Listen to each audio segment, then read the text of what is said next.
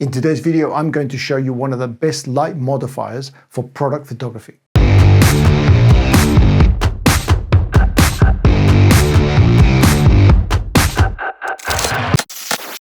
Hey everyone, welcome back to another video. Today I'm really excited because I'm going to get to show you a light modifier that I think is probably the best light modifier for product photography. And this is not just me saying this. If you walk into any product photography studio, you're going to find a few of these around because they get used all the time. And the best thing about this light modifier is that you have to make it yourself.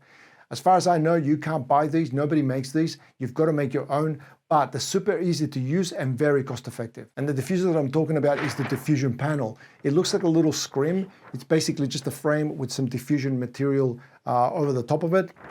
And you are going to use this like nothing else. And how it works is that you put this, you place it between your subject and your light to diffuse the light. All right, making one of these is super easy. It's just foam core. You cut out a window.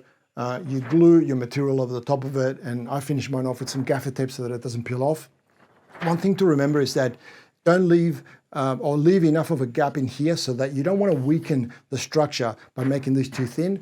A lot of the times you're going to be hand holding these, okay? Or they're going to be clamped somewhere, so they need to support their weight. Foam core is very light and very strong, so it should be okay as long as you just don't make these super thin. As far as the diffusion is concerned, I use one by a company called Lee Filters. This is their white diffusion one, and it's pretty much a bit of a standard. You can get a roll of this. It's very cost effective. You can get a roll of this, and it's going to last you for years. I bought mine about 5 years ago. I'm not even halfway through it.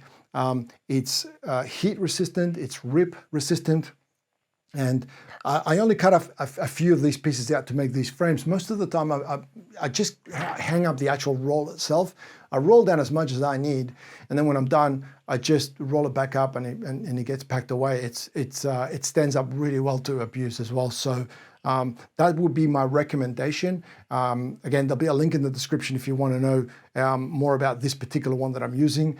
If you don't have a budget or you've got a limited budget, what you can use also is tracing paper. I have made frames with those before and they work fine. You just have to be careful if you're putting them near hot lights. You don't want them to catch on fire. And obviously they're a lot more, they can tear and they're not as durable as this stuff. This stuff is like really, really hard. You probably couldn't rip it if you tried. So this would be my first choice. If you don't have anything, you know, like a budget or anything like that, then you can use baking paper as well. I've used that before. That's the stuff that you use to line, you line trays when you're doing baking. So you can put that stuff. I think it's called wax paper as well. So you can use that as well. That may leave a little bit of a color casting, but you can easily remove that in your editing. But my choice and my recommendation would be get yourself a roll of this. And you'll be using it for years. All right, so you might be asking, why use one of these when you can just use something like this softbox over here? And there's a few different reasons. The first one is that these cost a lot less money. So I can get a whole bunch of these put together for much less than what one of these costs. And these can be made to the exact size and shape that I need for the job, whereas these here, I can't change the size or the shape of a softbox. The second reason is that in order for me to get this light in the correct position for this product is for me to undo the light stand, move the light into place, lock it again, take a shot, evaluate, move it around again, and so forth. Eventually I would get it right, but it does take a long time. The practicality of this is that I can just have the modeling light on my strobe, and then I can just place this on top of the product. I can even be looking through the viewfinder while I move this around and try to get this in the right position. Once I get it in the right position, then I know that I can lock it in place, or I can even hand hold it if I need to. All right, so the third reason is that a lot of the times the product is not the only thing that's on the table. You'll have all this other supporting stuff in there. For example, in here I've got a bounce cut that's going to bounce a little bit more light into that side of the product. And the thing is that, and there may be a lot of other things as well. Often we're suspending products from fishing lines and so forth. So we've got all these other structures above it. So getting a softbox in there, sometimes it's just not feasible, and often you just can't get it quite low enough to soften the light enough. So that's when one of these, a custom made one of these with the right size and the right shape, it just makes it easier to be able to still maintain, say, that bounce card in this example, and I can still get my diffusion panel in there, diffuse the light, and without interrupting or knocking over any of the other stuff that's on the table. And the last and main reason why I prefer a diffusion panel over a softbox is gradients. Let me show you what I mean. So in a softbox, just unlock this and bring it around. Can you see that there? Yes. Okay, so in a softbox, what you have inside of it, can you see that there? Yes. So inside of there, you've got all this reflective material. And this is designed, there's a diffuser in there as well, but you can see the light is actually, can you see the light in there? Let me just bring that down a bit. Okay, so in here, you've got the flash tube. The flash directs the light forward, and then it hits this diffuser in here, and then it bounces back up over into the box itself, and then this reflective stuff just sort of throws the light all around, okay? And then what happens is that the idea is that this front diffuser then gets lit evenly across. So there should be no difference between lighting it or the light that comes out from the side or the middle. There's always a little bit of a difference, but not enough for you to notice, okay? So what happens is that you can, for lack of a better term, let's just say that all of this is lit evenly, okay? So when you are using that light to light the product, because it's all even, you've got these hard edges to deal with, okay? So you can't go from a bright area of the softbox to a darker area of or no light at all, right? Because that light there is pointed straight at the middle. So this is just one large light, which is a big soft light. And if you're trying to light the whole thing evenly, then this is probably the best way to go. However, in this case, we are lighting a screen. And the screen is very, very reflective. And I'm going to show you the difference between lighting it with one of these, and then we're going to use a gradient by using this particular modifier. So let's get cracking into some shots and see what that looks like. All right, so we're shooting with the 5D Mark IV 24-70. I've got the monitor there, and I've tilted the light ever so slightly that way because I don't want to see the reflection of the edge of the light, okay? That's one of the things that doesn't look very nice. It will be evenly lit, but you'll get this. In fact, let me show you what I mean.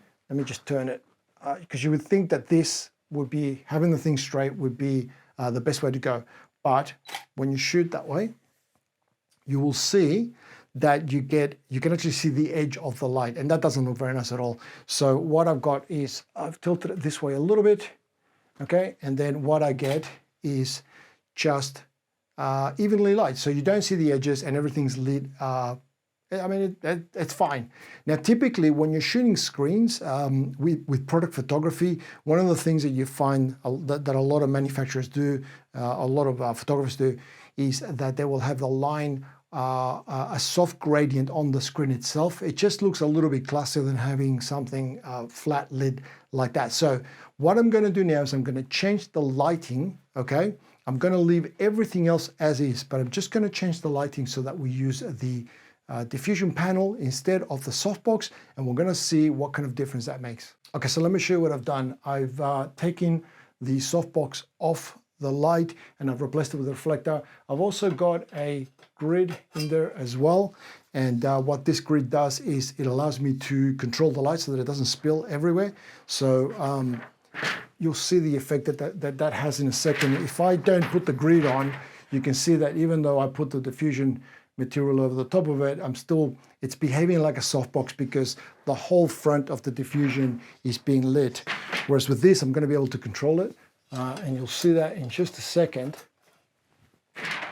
Now, can you see that? Yes, you can, right? So it's only lighting part of the diffusion panel, and that's going to cause the gradient to go from bright to darkness in the photograph, and you'll see what I mean in a second. So what I'm going to do now is take another shot and I'll show you the difference. I'm going to be just looking through the viewfinder and just to see when I get the right effect and when it's in the right position. So I think about there. Okay, and you can see now the difference between the old photograph and then this one here. There's not a lot of difference as far as the lighting is concerned. They're both soft lights, but the gradient that you get on the screen, it just gives the product a whole different level really of class. It just looks like a more expensive, a better light, softer light. It just looks classier really. So that's one of the reasons why I like these panels compared to a softbox, because with a softbox you would never be able to get that gradient because of the hard edge of the softbox. So that is probably the main reason why I use these diffusers rather than a softbox. All right, that was a long one. It was for me anyway. I had to do a number of takes because I didn't think I was getting my point across. So hopefully it made sense. If it didn't make any sense and you've got questions, leave them in the comment section below. I'd be happy to answer any questions and help you with whatever I can. Also, if you use this system, it'd be great to actually hear from you how you use it and what kind of stuff you use it on. Now, if you did like the video, please, could I ask you for a favor? If you could click the like button, I would be forever grateful. That's probably the thing that makes the most difference to me. It doesn't cost you anything. Just click that like button and the video gets shown to more people, which means that it helps the channel, helps me, and it also tells me that I'm making the kind of videos that you enjoyed watching. Also, if you haven't subscribed to the channel, consider doing so. I make videos like this every week to help you with your photography. And if you don't want to miss out on any of those, if you hit the subscribe button and you click the little notification bell next to it, you'll be notified every time I upload a video, and then you won't miss out on any of those. Also, if you're into photography, make sure you check out ministryoffphoto.com. That's my website where you're going to find links to all of my videos. There's some tutorials in there, there's hardware reviews, there's even some freebies that you can download, like Lightroom presets, that sort of thing. So it's completely free, so make sure you check it out. That's ministryoffphoto.com. And again, if you've got any questions, leave them in the comment section below. I'd be happy to get back to you. Guys, that's everything I've got for you today. I want to thank you very much for watching, and I will see you in the next video.